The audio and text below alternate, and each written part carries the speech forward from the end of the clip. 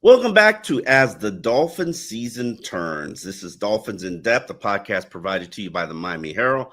I am Miami Herald columnist Omar Kelly. Joining me is Isaiah Smalls, who is under the weather. My condolences to you, but I'm glad you're here to support the podcast. I'm not dead, bro. Why do you say my condolences? I'm not dead.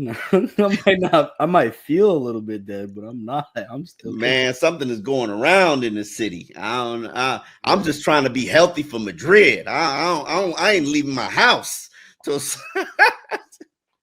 I ain't trying to catch the bug y'all got. I'm trying to stay healthy. Today is a day. I always, I tell you, I always love the point where players realize, hey, the NFL is a business. This is not a sport. This is not a team.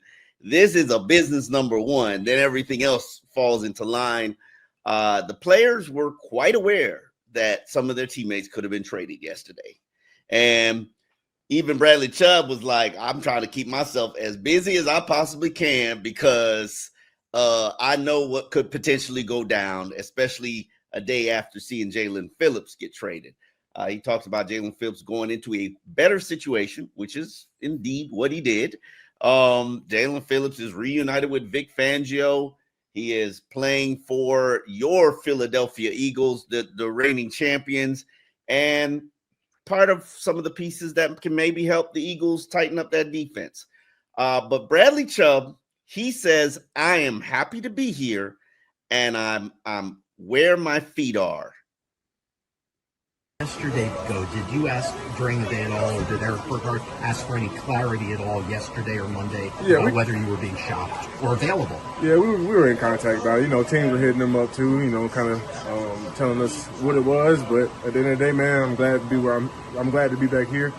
I'm going to be here where my feet are, and I'm going to do everything I can do to help us get back on track. And what did the Dolphins relate to you during those 2 days? That they were open to trading you, that they didn't want to trade you? Yeah, me and Champ talked. I'll keep our conversation, but he was upfront and forward with everything throughout the whole process, so I appreciate him for that. What tough is that on your day off then after, have that on your mind, right? Yeah, I tried to stay busy. I did a lot of running around, did some stuff in the community as well. So just being, keep my mind off of it and just being where my feet are, man, knowing everything was going to take care of itself. Sorry for the reaction, but seeing Jaelan leave, you guys have basically been that one. Yeah. How tough was it to watch him go? It was tough, man. It was tough. You never want to see somebody who, a player like that, leave. But at the end of the day, man, I know he's going to do everything he can to take advantage of that opportunity. Philadelphia is rolling right now, so I'm excited for him to, add to that.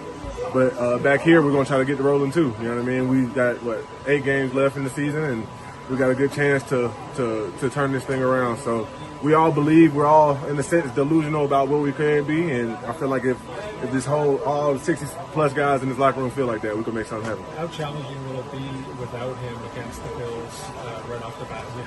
Yes, we're going to miss him, you know what I mean? But at the end of the day, man, guys got a chance to step up, you know what I'm saying? And we got Q-Bell, Cam Good, all these guys who've been in the program, been, getting these reps, they're going to get a chance to show who they really are, and I'm excited for them. How lonely was it that first period of practice? It was usually Yeah, it was a little lonely for sure. But like I said, man, we got to adjust now that he's gone, man, and wish him nothing but the best. What advice did you give him, considering you've been in a similar situation? Yeah, just told him to go out there and make the most of it, man. The team brings you in because they feel like you can help them win, you know what I mean? And look at that as a positive. I know you hate leaving us, hate not being here with us, but at the end of the day, man, you got a chance to do something special. So I just relayed that message to him. Indeed, Jaelan Phillips has a chance to do something special. And so do the Dolphins, Isaiah, because as Bradley Chubb says, there are 8 games left to play, and the Dolphins could potentially produce a winning record. You never know. So it'll be interesting to see what this team does moving forward in terms of I'm sorry. I gotta stop you there. Let's just call a spade a spade. Let's go through this record, and you tell me the winnable games on this schedule, because I think it's important now to live in reality, right? There is nothing but winnable games left on the schedule. Okay. All right. You Let's can start win any game. Let's start this week. They play the Bills at home. It's gonna be tough. Not likely. All right. They go to Not delusional. Madrid to play the Commanders, led by Marcus Mariota. Definitely, you could get that. Definitely, absolutely. That would be so. Let's say 1-1. They're 1-1. Okay. They got the bye. Then after the bye, Saints coming to town. Definitely can win that. All right, 2-1, 2-1. Now they travel to New York to face the Jets. 12-7. 3-1. 3-1. Okay. 3-1. Ready to beat the Jets. All right. All right. Pittsburgh. By the way, I was about to say before we move on to Pittsburgh, hold on. We're going to stay in New York for a second. You don't think that cold or anything, playing on that field that, is taking more ACLs than I mean, who's going to be the starting quarterback for the Jets by that time? Nobody knows. That's a good question. All right, cool. All right, 3-1. Pittsburgh. To Pittsburgh. Probably now. That's 3. As long as they have Aaron Rodgers. If you got to start Skylar Thompson, who knows? Yeah, it should be Aaron Rodgers. Barring any unforeseen injury, should be Aaron Rodgers 3-2. Then they host the Bengals. Sunday Night Football. That's probably going to be next. I think they're finally going to beat the Bengals. I don't know how they're going to beat the Bengals. But I significantly disagree with you. I think it don't matter if it's Joe Burrow, Joe Flacco, Joe Schmo back there. They're going to lose. All right, so let's just say we'll split we'll just 3. I'll say 3-3. You say 4-2. Then they host the Bucks. Probably no. Okay. Just the way the Bucks are playing right now. So let's go 3-4. 3-4. Then the Patriots. They go to New England to face the Patriots. I'm gonna be delusional. I don't want you to be delusional. I want you to live in reality. I don't think the Patriots are that team. I really don't. I think they're gonna come back down to earth. So I'm gonna say the Dolphins can beat them at the end. You don't think the 7-2? I have seen the Dolphins split the series with Tom Brady's Patriots every year. These Patriots don't scare me. The Patriots are that good. I'm looking at their schedule. You're right. They haven't played a lot of great teams, and they haven't. I mean, they beat the Bills, obviously, but there's no transitive law in football. I think we'll see. I think that's actually a good point because I'm looking at the schedule. They played a lot of weak teams. I think it'll be interesting to see. And they lost to the Raiders to start the year, which again, weak team. It'll be interesting to see. They have this 3-game stretch that includes going to the Bucks. They'll host the Jets. They'll go to Cincinnati to play the Bengals. They'll go to New York to play the Giants. And then they'll host the Bills. And then they'll travel to Baltimore to play the Ravens. I think we'll learn a lot more about that team. But I don't know. Even if you're being delusional and you're like, oh well, blah blah blah blah, I still think that team because off the strength of having good Lord, their coach's name is totally escaping me right now. Vrabel. Because they have Vrabel, I think they'll take that back. We've talked about this before. The Dolphins have gifted three games away. They would be right now 5-4. But that to me is more indicative of where this team is, right? Like I think at some point when what's the famous Maya Angelou quote? When someone shows you who they are, believe them. Yeah, you're right. Like I think we gotta believe. I think it's not wise for us to continue to be like, well, if this happened and then if this happened, like, no, let's stay where we are. Like this is a 2-7 team. They've lost. They've had some really terrible losses. They smacked the Atlanta Falcons. I don't know what's going on in Atlanta, but they somehow managed to smack them boys. I don't know. I just think that this team is up and down, but they tend to live on the down. Now, I'm more curious of have they checked out on Mike? Have they checked out and followed distraction? And as Mike said, you should be locked in on the Buffalo Bills because the Buffalo Bills have embarrassed you for quite a while. Daddy is coming home and he's ready to see his kids. On that note, Tua Tagovailoa addressed his play and the speculation about his future and what are they going to do. I have said the contract is virtually rock solid for 2026. I don't think he's going anywhere. I think he's going to get an opportunity to show what he can do, not only the remainder of the season, especially as long as Mike McDaniel's here. Mike McDaniel's going to be riding out with Tua. You're probably going to have to remove him if you want to bench Tua. And I do believe he'll have the 2026 season. But Tua says, I'm more focused on doing what I need to do to facilitate wins as opposed to worrying about my job. And he's trying to get back his mojo of 2022 and 2023. The footwork, matching that up with each play, and then the confidence within that. Tua, what were your emotions in and around the trade deadline? Obviously, Jaelan was dealt. Some other guys that reportedly were interested, including Jalen Waddle, will remain with the team. Just tell me what those 48 hours or so were like. Well, those are tough when you create relationships with the guys on the team. Well, especially Jaelan. Jalen's been here for I think 5 years, and Jaelan Phillips and Waddle as well. So when you hear those, it's the nature of the beast, and we all understand that it's the nature of the business. But I wish JP well, and hope he does well over there. But that's just the nature of it. Chris Greer drafted you and signed you to a big extension. Mm-hmm. What do you think of his departure? Well, I really appreciate that he gave me the opportunity to get drafted here. All I can say is this is the nature of the NFL. That's just the business aspect of it. But I appreciate Chris. I appreciate his wife Paige and the things they've done for this organization over the years, and then with them being here with my time here as well. Yeah, so that's Tua, and he talked about playing better, tightening up his game. Mike McDaniel today addressed the fact that Tua needs to not try to put on a cape, do his responsibilities. Even Tua said, the players that I'm playing with, they need to know the offense. I can't worry about their jobs along with doing my job. That's a protection issue. That's a weaponry issue. I don't think, and people will look at this as an excuse, I don't think that Tua's play is a byproduct of him slipping off. I think it's a byproduct of not having any tight ends, not having Tyreek Hill, not having a good offensive line, and it's all not having any experienced receivers. But, heavy is the head that wears the crown. Mike McDaniel says it all the time. And you were paid that much money because you're supposed to make your teammates better. We're not seeing Tua make his teammates better right now.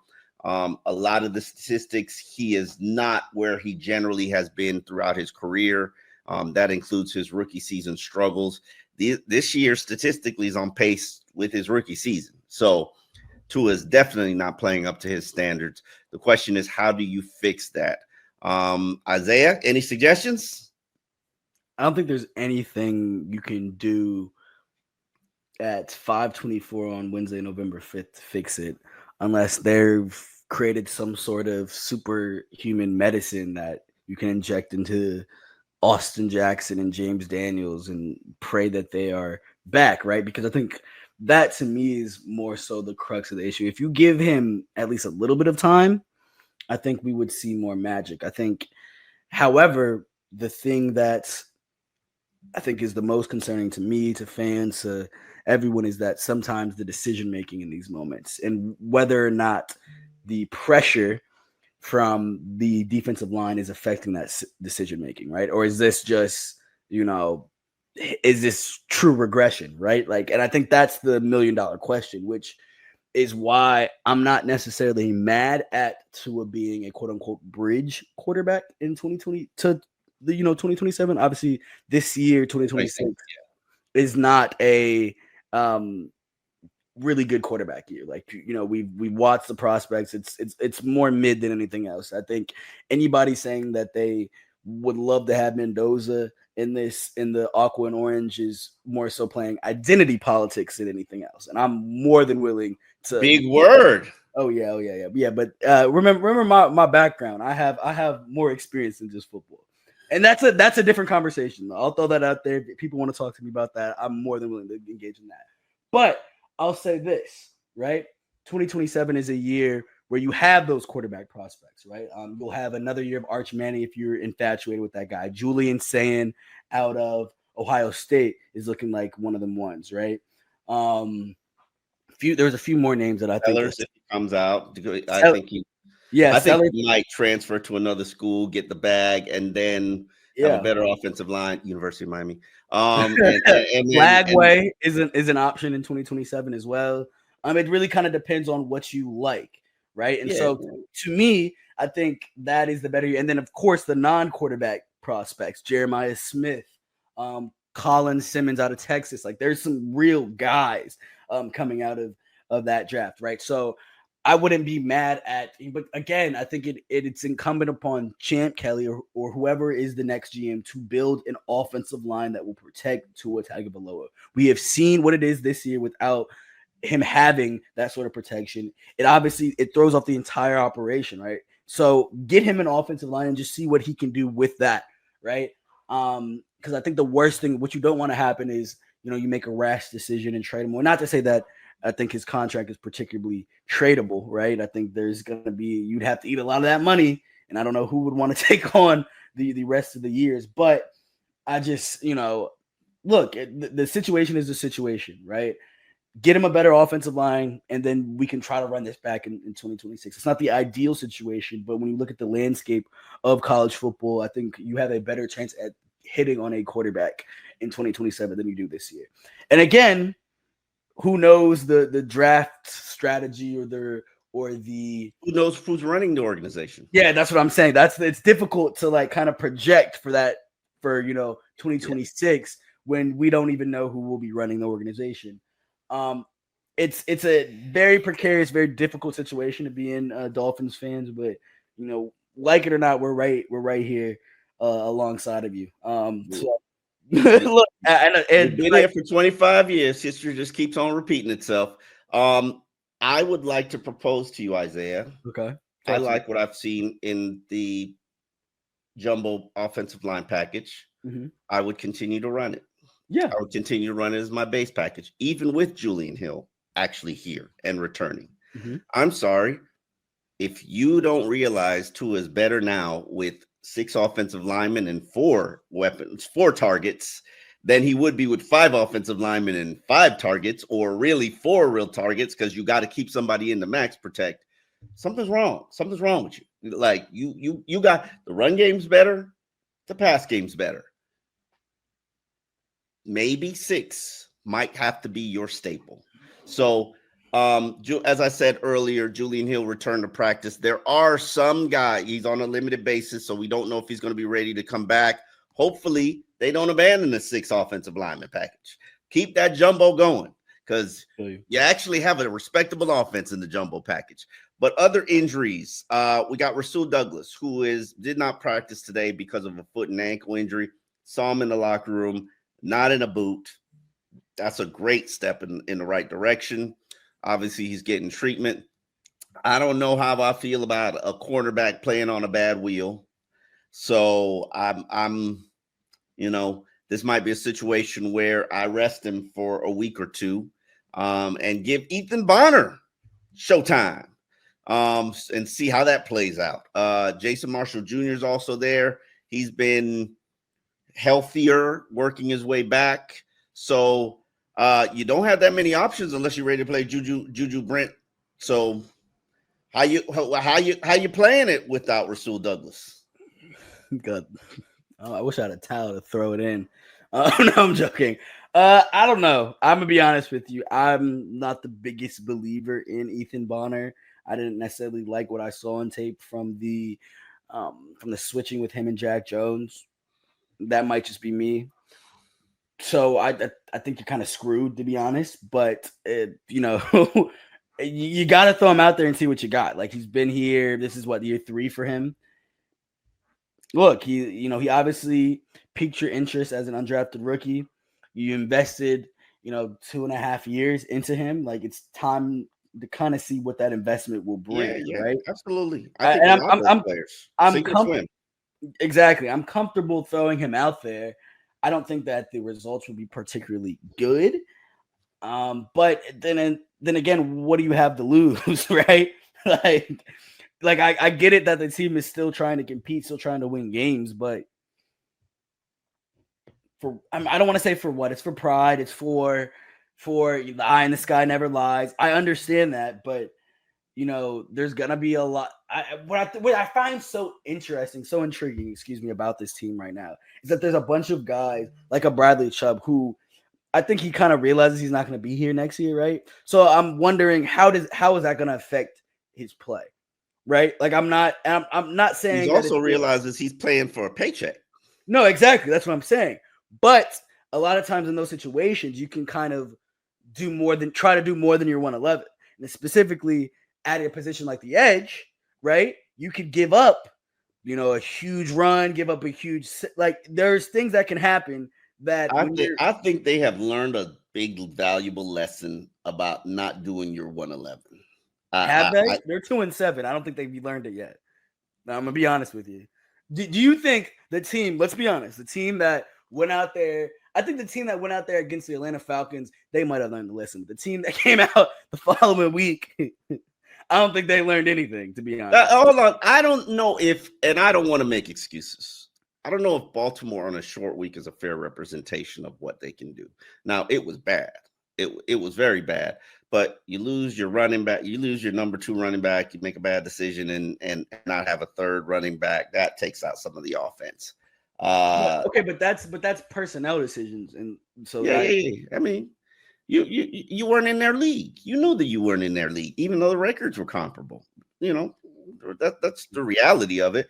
Now you're not in Buffalo's league either, but I want to see whether this team can compete like they did earlier this season when a Tua interception really squandered their opportunity to tie the game.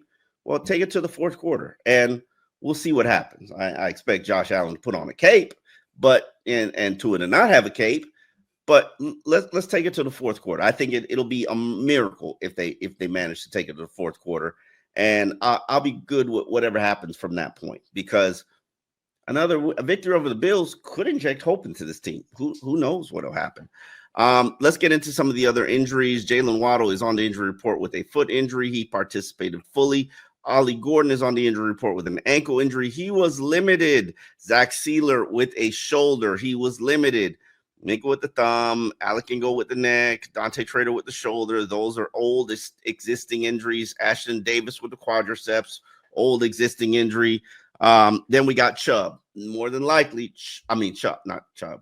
Chop will not. I'm doubtful that Chop will play from this standpoint. In Mike McDaniel's 4 seasons, nobody has returned the very next week from a concussion. That just not how Mike rolls. And it'll be interesting to see if Chop is the one exception. I expect Matt Judon to step up, and in fact, even we're talking to Matt Judon and talking to Chubb, they brought up Quentin Bell and they brought up Cameron Good. Yeah. So these young players are going to get opportunity just like the rest of the young players on the team. So it'll be interesting to see what happens. D. Eskridge with a shoulder injury also did not practice. But as I said earlier, the biggest concern is Rasul Douglas. What do you do without Rasul? You got a lot of young players on the back end of that roster. It'll be interesting to see if somebody steps up. Juju Brent, you look like a player, but are you a player? Ethan Bonner, you run like a player, but can you make plays? Look, you just discredited Ethan's speed. Ethan. I don't look. Your one argument. This is the thing that I don't understand sometimes. Your one argument is that Tyreek Hill, who you have called a habitual liar, says that man is fast. Yes, everybody says that man is fast. I've never heard anybody say that. I've never. Oh, Jalen Waddle will tell you he's fast. Devon Achane tell you he's one of the 5 fastest players on the team. They track their miles per hour in practice, and there's a 20-mile-per-hour club. Only the players who have gotten into 20 miles per hour, clock 20 miles per hour, you get into the 20 mile, I forget what they call it. And Ethan Bonner been in that club. Ethan Bonner is supposedly the second fastest player on the team. Everybody want to race, but outside of who? Second, who's number 1? Oh, Tyreek Hill, clearly. You tell me he's faster than Achane? I don't know if he's faster than Achane, but I don't know if Achane has posted some fast times. But listen, I'm not sold on Ethan Bonner, but I'm curious what's going to happen, just like I'm curious what's going to happen with Dante Trader and Kenneth Grant and all these young players that you should be playing now, because really, well, you're one more loss from the season not mattering. So this is where we are now. Isaiah, learn to embrace it. I am learning to embrace it. I got people on Twitter yelling at me like I'm the one making personnel decisions. Yeah. You wouldn't have been here if I was making personnel decisions. Trust me. Oh, would not have been here. Would not have been here. Oh, Speaking of personnel decisions, I would like to encourage everybody to read a column that I wrote recently. That is up on the Sun Sentinel. Up on the Miami Herald. We gotta cut that. Let's cut that. I ain't ashamed. Of my past 22 years. I ain't running from it. Up on the Miami Herald right now about Zach Thomas and Jason Taylor. The Dolphins should give both of them, not together, but both of them consideration in terms of running the franchise. I think, and I have written, that the Old Boys Club has done an excellent job over the last 3 decades of excluding former players unless they fit a certain prototype of being in NFL front offices. I tell players all the time, don't be a coach. Where you're needed is in the front office, is where a lot of people pretend like they know how to evaluate talent, but they truly don't. And the amount of analytic guys who are accountants and computer programmers and attorneys and accountants running NFL franchises will stagger your mind if you really knew. If you really knew. You don't really know, but if you really knew, you would be shocked at how many people actually don't have football backgrounds that are running NFL teams. I think that Steve Ross, you have been in the wilderness for 17 years now. You do not know what you're doing. You have acknowledged you do not know what you're doing. You do not have the connections. You do not have the football knowledge. You do not have the wisdom. You do not have the advisors. How about you put somebody who actually has a football knowledge in charge of your football side of your operation? And I propose that you know where I stand on this. I said it when we had a Miami Herald panel. I continue to say it. You should be approaching the Zach Thomases, the Jason Taylor, about running the football side of your organization and letting them have the power to hire your GM, to hire your coach, just bringing them along the journey, because you don't know what you're doing. And Dolphin fans are tired of being in the wilderness. So it'll be interesting to see how this all plays out. I'm sure they will ignore me, but I do have the platform to put my thoughts and aspirations into the universe. And I am begging you to hire somebody with a football background to run this operation, because y'all are lost. So it'll be interesting to see what happens moving forward. As you know, Champ Kelly's in charge. Tua Tagovailoa is not going to be benched. Mike McDaniel's still employed, and the Dolphins play the Buffalo Bills on Sunday. On that note, we will be back Friday and give you a wrap-up of what the week has been like and who is going to be playing and who is not going to be playing for the Miami Dolphins.